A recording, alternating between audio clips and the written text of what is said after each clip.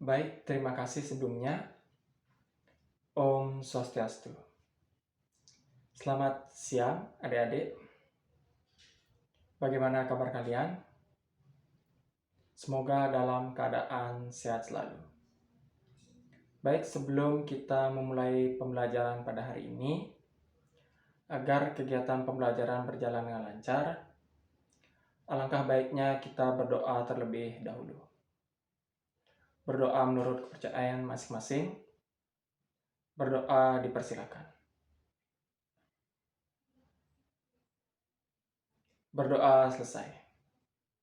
Baik, sebelum pembelajaran Bapak mulai, Bapak akan melakukan absensi kehadiran terlebih dahulu. Baik, semua hadir dalam mengikuti pembelajaran pada hari ini. Oke, minggu lalu kita sudah membahas materi mengenai ciri-ciri negara maju dan persebaran negara maju dan negara berkembang yang ada di dunia. Dan untuk hari ini, kita akan membahas materi mengenai regionalisasi kawasan dunia berdasarkan pusat ekonomi. Nah, di sini Bapak akan menampilkan lagi peta dunia yang sudah kita bahas minggu lalu. Mungkin ada yang masih ingat penjelasan Bapak mengenai peta dunia ini minggu lalu?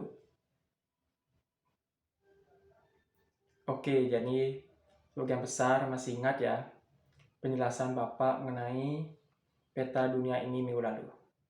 Oke, jadi peta dunia ini menampilkan sebuah garis.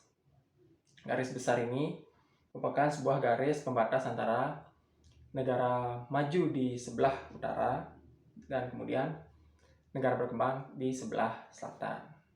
Nah, jadi pada peta ini kita akan membahas regionalisasi. Mungkin ada yang tahu apa itu regionalisasi?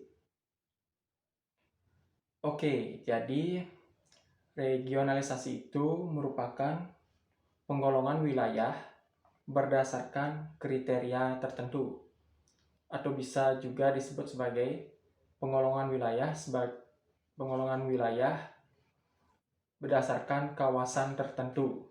Nah, di sini kan kita lihat peta dunia ini ada beberapa benua dan beberapa negara. Nah, di sini terdapat regionalisasi kawasan seperti di Asia Tenggara, di Eropa maupun di Amerika Utara. Nah, di sini regionalisasi ekonomi tersebut merupakan sebuah organisasi ekonomi antar negara yang dilakukan untuk melakukan kerjasama antar negara tersebut. Kemudian organisasi ekonomi tersebut berdasarkan wilayah regionalisasinya. Di sini Bapak akan menjelaskan ada 4, yaitu yang pertama ada MI, yaitu Masyarakat Ekonomi Eropa.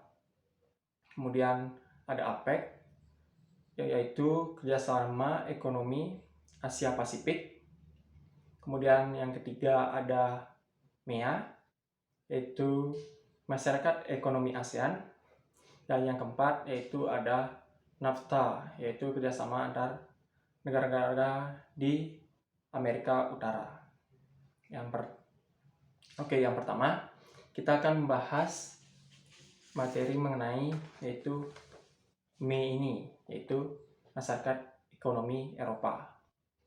Masyarakat Ekonomi Eropa ini merupakan sebuah organisasi ekonomi yang ada di benua Eropa, atau bisa disebut juga Uni Eropa, di mana ME ini terdapat 27 negara yang gabung dalam organisasi ini.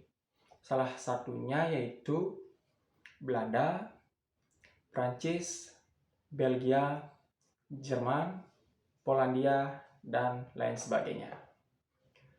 Tujuan dari ME ini yaitu salah satunya yang pertama, meningkatkan kerjasama ekonomi perdagangan di Uni Eropa, kemudian memajukan perdagangan yang ada di Uni Eropa tersebut, serta menghapus semua rintangan yang ada di kegiatan perekonomian perdagangan di antara Uni Eropa tersebut. Oke, jadi yang kedua, Bapak akan membahas mengenai APEC, di mana APEC ini merupakan singkatan dari Asia Pacific Economic Cooperation atau kerjasama antara Asia Pasifik, di mana bisa kalian lihat di sini merupakan negara-negara yang tergabung dalam APEC tersebut, di mana salah satunya yaitu Indonesia, Malaysia, Vietnam, Thailand, Rusia, dan kemudian ada Jepang, Meksiko, dan Peru, Chile. Itu merupakan negara-negara yang tergabung dalam APEC. Oke, jadi tujuan APEC ini yaitu salah satunya meningkatkan kerjasama ekonomi perdagangan antara negara-negara di Asia maupun Pasifik. Seperti itu. Kemudian selanjutnya yaitu ada MEA, di mana MEA itu merupakan masyarakat ekonomi ASEAN. Bisa kalian lihat di gambar ini ya. Ini merupakan negara-negara yang tergabung dalam MEA. Atau bisa kita jelaskan juga MEA itu merupakan masyarakat kerjasama antara negara-negara yang ada di Asia Tenggara, seperti itu. Dan salah satunya itu ada Indonesia, Vietnam, Laos, Filipina, Brunei, Malaysia, dan lain-lainnya yang negara-negara yang ada di Asia Tenggara tersebut. Kemudian tujuan dari MEA ini yaitu menciptakan pasar tunggal di antara negara-negara yang ada di Asia Tenggara ini, sehingga dapat meningkatkan UMKM yang ada di negara-negara di Asia Tenggara. Kemudian yang kedua yaitu meratakan pemberdayaan kerjasama antar negara-negara di Asia Tenggara tersebut. Kemudian meningkatkan kerjasama di bidang politik, pertahanan, maupun dan lain-lain antar negara di Asia Tenggara tersebut.